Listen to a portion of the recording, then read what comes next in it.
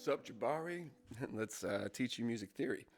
So, first thing is, we're really going to focus on rhythm and pitch, even though timbre, the way that the instrument sounds, is actually more important to us. Like we can name that tune in less than one note, which is obviously not possible without with pitch or with rhythm. We need more than one, you know, note to find out what's going on. So anyway, and there's dynamics and there's contour, just how the things go up and down, reverberation and duration. Sometimes things overlap. Texture kind of overlaps with timbre and reverberation. But in this video, we're going to focus on pitch. In the next video, we'll do rhythm.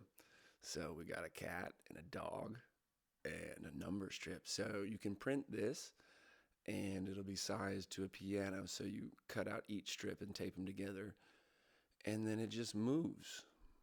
Bam, wherever you want. There it is. And what that does is, let's go all the way back. It allows us to play songs by their numbers and not the letters, because a song only has one intervalization. That's the numbers.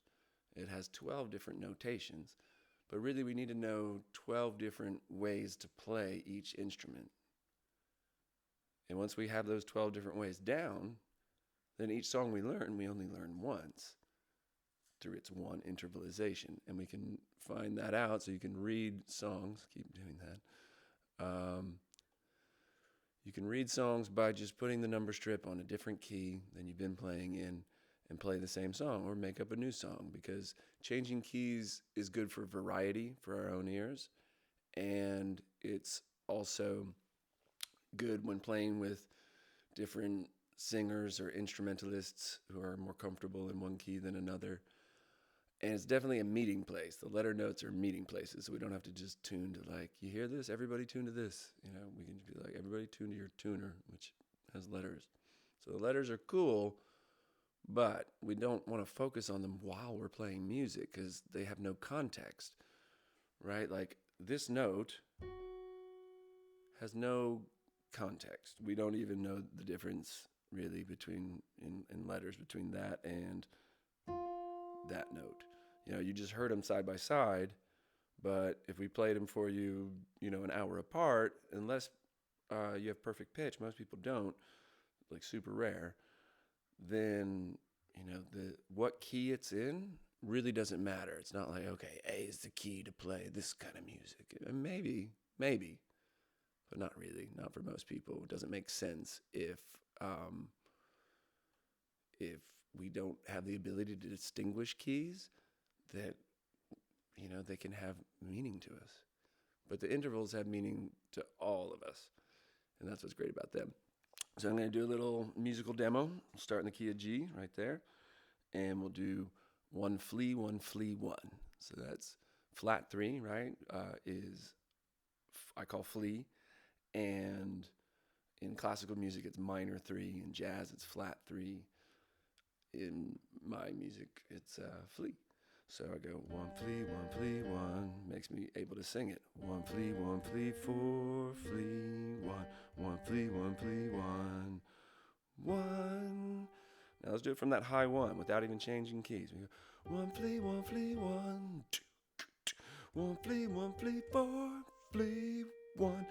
flea, one flea, one. So an octave, theoretically, what's going on is it's twice the waves per second. So if you can imagine waves on the beach, one crashing every 1 second and another crashing every 2 seconds, or that'd be twice as slow or twice as fast every half a second. That would be the every 2 seconds. That would be every 1 second, and that would be every half a second. So when you go up an octave, you double. When you go down an octave, you half in frequency. And you can imagine that with the waves, if they both crashed, you know, at the same time initially, they would keep crashing. Every time the slower one crashed, it would crash at the same time as the faster one. And at that time, maybe we'd hear a louder wave, but we wouldn't hear boom. We'd just hear boom, right? So that's what's going on. That's why it's the same note. Because in our minds, they're crashing at the same time every time. And so that's what's awesome about that. That's what I'm going to say when I forget what I'm talking about. So now we have this chord strip, which is really awesome and not all that hard to use, although it is really sophisticated. So right now, with the one on the chord strip above the one on the key strip, it doesn't tell us anything new. It's all redundant. But when we go to the 2 chord and we put it above the 2 chord, now we can see if we played a 2, 4, 6, right? We just skip the numbers. We're already skipping the flumbers, and we just go 2, 4, 6. Then what was the 4 relative to the 2? And you can look up above the 4 and see it's a flea. Relative to the 2, the 4, relative to the 1, is a flea.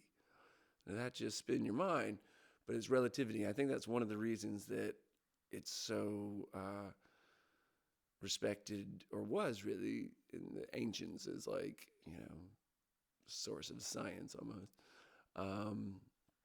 But like Einstein loved music. Lots of, there's a great correlation, especially with like planets and orbits and things like that. But we'll get into it later. All things have sound. That's kind of crazy. It's well crazy. Like somebody theorized that the planets have these sounds that we just can't hear. They're too low. And then recently in science, recently enough, turns out to be true. So this kind of like being able to see not just the letter notes, but we barely keep them in mind. We just kind of keep them in mind in order to put our 1 down. And then we play with 2 mindsets. One with the mindset of just the key, and one with the mindset of what kind of thing is going on with the chord. What's the type of chord, and how do I play melody notes over that chord? And that's where the second strip comes in. So if I play like, what's this? This is G, key of G, and then the chord E. So let's do a 1, 6, 5, 4. So G's are 1. Where do we want to play it here? Now we want to play it here. 1, and then 6, 5. Oops. 5 should have been major. 4. One more time. 1, but properly. 6, 5, 4. But now, so if I was playing a solo over the 1, I can just think about the key slider, because the 1 chord slider and the 1 key slider are the same. But now I go to the chord slider for the 6, and I can see that I'm already playing as a chord a 6-1 flea on the key slider. But on the chord slider, that 6-1 flea is a 1 flea 5. It's a minor. So I can certainly play all the notes in my chord, but I can also keep really playing all the notes that I was going to play in the scale. So if I wanted to play the sev, I can play the sev. That's a F sharp. But I can know that that's the 2 according to the chord. So maybe I want to do a 2, 5, 1. Sorry, I go 2, 5. Where's my 1? Oh yeah, E of the chord, right? So the chord itself is not home. We're not home when we go to the 6th chord. I've gone away. But if I do something like, no. It gives it a feeling like we've arrived there, like that's home. But then we go away, we go to the 4. But instead of going to the 4, I don't have a key strip for the 4. Oh, I do have one for the 5, so let's go to the 5.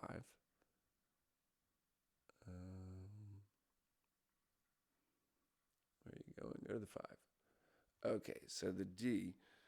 So I'm going to do my wind up, and then See, I just did that with notes. I could have done that 2-5 with chords. And now, before going to the 4, or before going to the 5, I'm going to do it's 2-5-1. So that's, and then before going back to the R1, we're going to do that's 2-5-1. Right, so we can use this top key slider to know how to wind up the chord, to use, even though the chord's like a moon around, the 1 is like the planet, if you will, or the sun. I guess the 1 is the sun. And all these guys are planets, all the other intervals except 1 on the key strip. And then the chord strip are moons of the planets, right? They're moons. So here we can see the 5's moons. We are playing we're going 5-7-2. That's 1-3-5.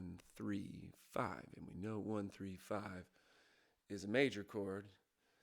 And I'm going to end the video there, but we'll get to it again on this exact topic. But I also want to, and further along, obviously, and do more playing. But I also want to get to, it doesn't take as long to get to the real specific, analytic, whatever, theoretical heart of rhythm. So I'm going to make a video for that too, man. But I'll just let you know, I had made a video, but it was too long for YouTube, apparently. Well, at least according to Keynote. I think it's just the way that was happening. So, but it was hilarious. This one's way less funny. Felt like that might push the balance up a little, but I feel like it fell short. All right, man, later.